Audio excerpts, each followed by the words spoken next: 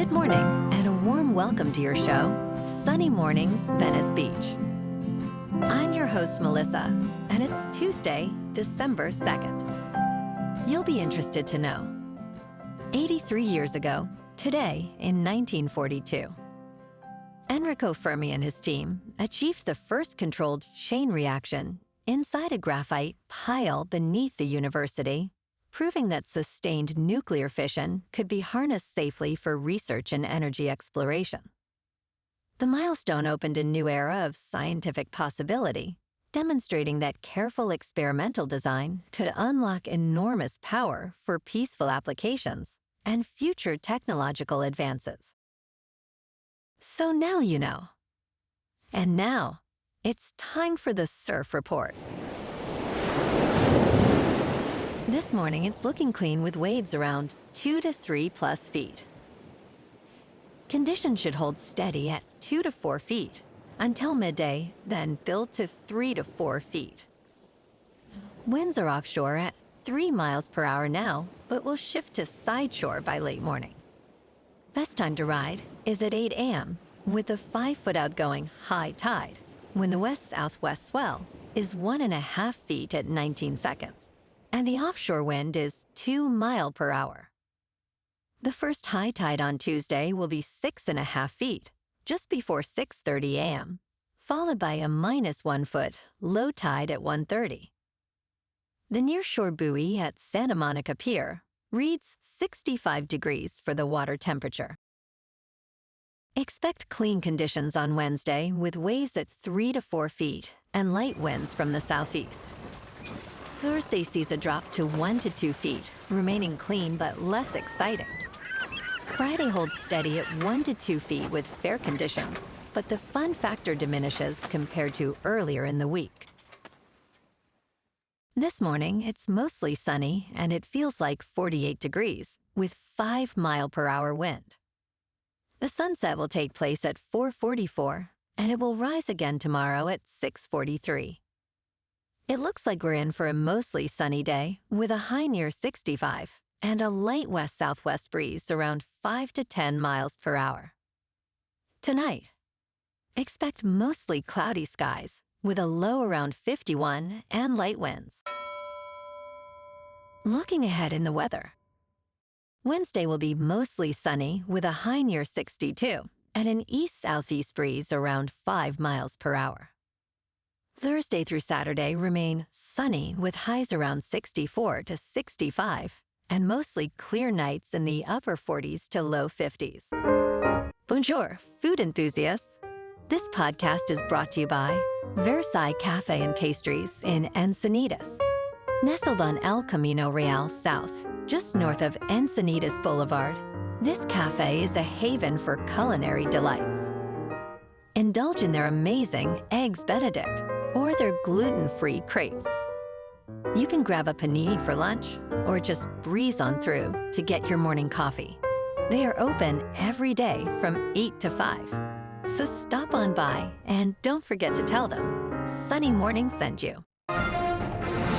In local news, Ronen Zargarof, an attorney based in LA, has been accused by the California State Bar of fabricating an urgent investigation by U.S. Immigration and Customs Enforcement, targeting his client Patty Lui's toy business in downtown L.A., prompting her to pay him tens of thousands of dollars for fictitious services. Zargarof's license is currently suspended, and the State Bar Court has recommended his disbarment after finding he misled Lui, who was left with significant financial losses. George Cardona, Chief Trial Counsel of the State Bar of California, emphasized the importance of vetting attorneys, particularly in immigration cases, to avoid scams like Zargarof's. Court documents reveal that Zargarof falsely claimed fees for non-existent services, including charging Lui for dismissing her daughter from a case and proceedings that do not exist.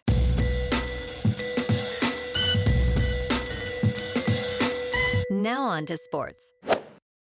Lane Kiffin's contract with Louisiana State University includes a unique clause that allows him to receive a bonus payment based on Ole Miss's college football playoff success. Kiffin's agreement, which spans 7 years, pays him $13 million annually. He will earn the same college football playoff bonus from Louisiana State University that he would have if he remained with Ole Miss. The bonus begins at $150,000 for a first-round game and could reach $1 million if Ole Miss wins the national championship. If fired without cause, he would receive 80% of his remaining salary.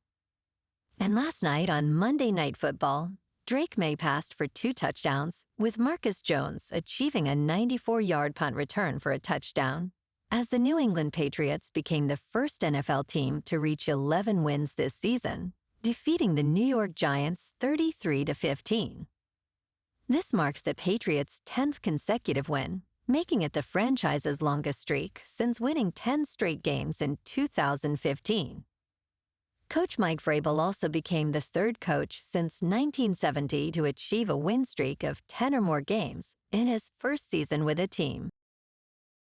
In local sports, last night, the Phoenix Suns snapped the Lakers' 7-game winning streak with a decisive 125-108 victory. Dillon Brooks led the Suns with 33 points, while Colin Gillespie contributed 16 of his career-high 28 points in the 4th quarter. Devin Booker scored 11 points before exiting the game due to a right groin injury. Gillespie hit a career-best 8 three-pointers, helping Phoenix overcome 22 Lakers turnovers and build a 21-point lead. LeBron James scored 10 points, extending his streak of scoring in double digits to 1,297 consecutive regular season games. In top news, Aidan Toner-Rodgers, a 27-year-old graduate student at the Massachusetts Institute of Technology, rapidly gained attention in economics with his influential paper on artificial intelligence's impact on workplaces. However, concerns arose when a computer scientist questioned the study's authenticity. Despite his promising start, Toner-Rodgers was later disavowed by MIT and left the institution. Mentors expressed disbelief at the extent of his deception, as he seemingly fabricated the entire study.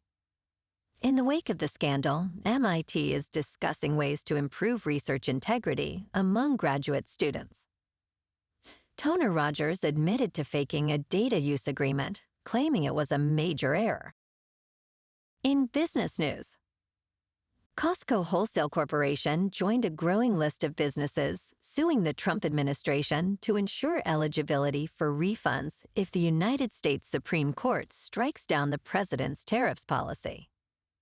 This major warehouse club chain filed a lawsuit in the United States Court of International Trade on November 28th, prompted by uncertainty over refund guarantees for businesses paying duties. Costco argues for immediate court intervention, as Customs and Border Protection denied its request to extend tariff determination finalization. The Supreme Court heard arguments on tariffs on November 5th, and justices seemed skeptical during discussions. The ongoing tariff policies have disrupted retail, raising prices and hampering consumer purchasing power. In crypto movement, Bitcoin is up 1% to just over $87,000. Ethereum is down 1% to just over $2,800. And XRP is down 1% to $2.02. Moving on to a more local vibe. In our community spotlight on health and wellness, we are working with a national Pilates studio to bring you some free classes, so listen up. Check out Club Pilates, with several locations in the San Diego area. Pilates presents a comprehensive wellness approach, cultivating strength, reducing tension, and elevating mental well-being. Scientific research affirms its benefits. So now you can check out Club Pilates for a free class, with locations in Encinitas, Solana Beach, Oceanside, La Jolla, and more. Just be sure to tell them Sunny Morning sent you by. And now, back to the show. Let's talk science. Scientists may have solved why this ancient, advanced civilization vanished. Climate data offers clues to what might have happened to people of the Indus River Valley and how that might relate to our own warming world. At its peak, this civilization featured gridded streets, multi-story brick homes, and flush toilets. They traded gold, precious stones, and items, such as bronze carts along the waterways. A study published in the journal Communications, Earth and Environment found that 4 intense droughts reduced rainfall, which probably caused residents to relocate frequently.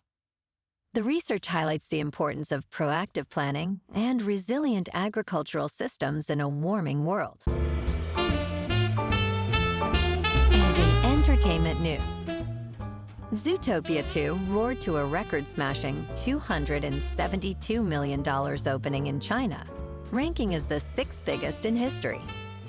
It opened to $116 million across its first 2 days, reaching $270 million through Sunday, according to Artisan Gateway. The debut is the highest animated opening ever in China for a non-local release.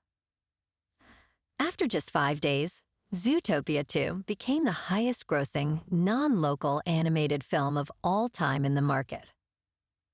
China's weekend box office reached $229 million, significantly up from the previous weekend's $44 million. Well, alrighty, folks, it's time for the quote of the day. And today, our quote comes from the American physicist and Nobel laureate, Richard Feynman. And he said, "The first principle is that you must not fool yourself, and you are the easiest person to fool." And that's a wrap for this morning. You can check out our Instagram, YouTube, and TikTok for some captivating aerial videos with local news and the surf reports. Have an amazing day, my good friends. We'll see you tomorrow with another episode of Sunny Mornings Venice Beach.